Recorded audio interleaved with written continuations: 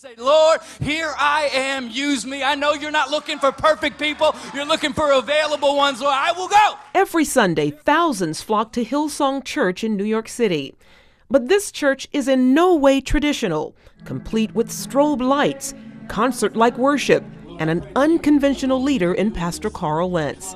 The 35-year-old pastor looks more like a rock star than a man of the cloth, donning leather jackets and jeans instead of a suit and tie. His message is also out of the box. Our church is awesome. I love it. I always say it's extremely imperfect, and that's why everybody fits in. One time somebody was like, I don't come to church because there's a lot of hypocrites. I'm like, well, we got room for one more. Hillsong is located inside a nightclub and attracts everyday New Yorkers, musicians, NBA players, and young celebrities. Our church is about trying to get people to experience the power of God as fast as possible. So you're not going to come in and see a lot of stuff. The only thing that changes people's lives is the power of the Holy Spirit. So young people love it. Pop icon Justin Bieber, who's been making headlines lately not for his music but for his run-ins with the law, visited Lentz's church last year. He even tweeted about the service, saying, "Love to my guy at Carl Lentz NYC for that amazing sermon at church this morning. Love you, man. I broke down today." There are now reports that Bieber is planning to be baptized by Lentz's church. I love Justin. He's a good kid. He's trying to figure this out. His behavior, he's figuring it out. Like, what should we do? You tell me what we should, like, people who are like, is he even a Christian?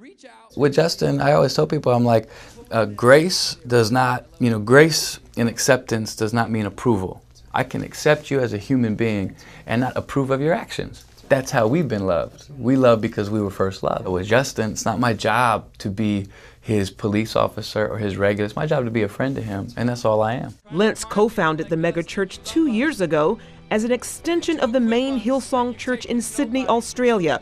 But Lentz, who has nearly 70,000 followers on Twitter and 59,000 on Instagram, is quick to point out that his church is open to people from all walks of life.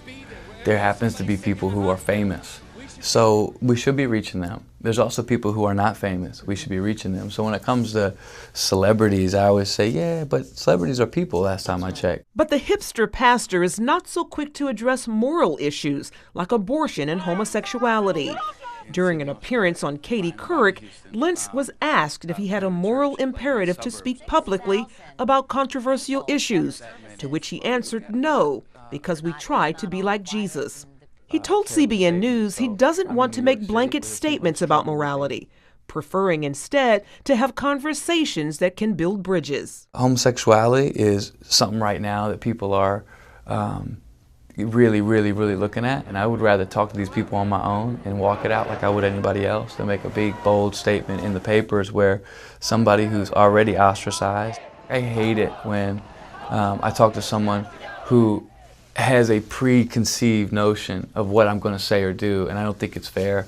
So I just respectfully decline to answer it in most forums. For that and more, he has critics, which he says help make him better. I don't have it all together, and there are areas of my life where I'm trying to do better as well, and I'm trying to handle criticism better. I'm sensitive, and I often want to be understood, which is a problem if you're a Christian. I'm going to take it on board, and I'll do my best to walk with it humbly and say, like, I never write criticism off. Most people who criticize us, they simply do not know us. With a growing church and his name among the stars, many ask if Carl Lentz is the next big thing in Christianity. To that, he simply says, I know me, so I don't think so. I don't think we need another big thing. I think we had a big thing, which was the cross on Calvary. I think that's the only big thing needed. I think I'm a small thing used by a big God, and we'll let people say what they want to say, because if you start living off the praises of people, you'll die from the criticism as well. So we live right in the middle. Charlene Aaron, CBN News.